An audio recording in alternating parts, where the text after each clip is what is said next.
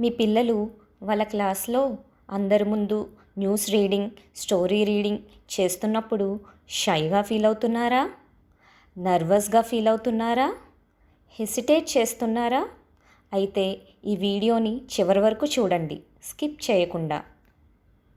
Many kids step back because they are scared to make a mistake చేస్తే అందరూ నవ్వుతారు అని భయం. ఈ ఫియర్ చిన్నపిల్లల్లో చాలా కామన్. ఇలాంటి ఫియర్స్ని బ్రేక్ చేస్తే కిడ్స్ కాన్ఫిడెంట్గా అందరి ముందు చదువుతారు, మాట్లాడగలుగుతారు కూడా. In my phonics classes I don't just teach letter sounds. I also give importance to expressive reading and practice speaking.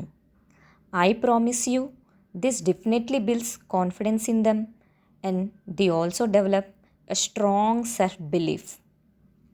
పిల్లలు చేయగలరు అనే కాన్ఫిడెన్స్ని ఇస్తే వాళ్ళు ఏ స్కిల్లో అయినా ముందుకు వెళ్తారు.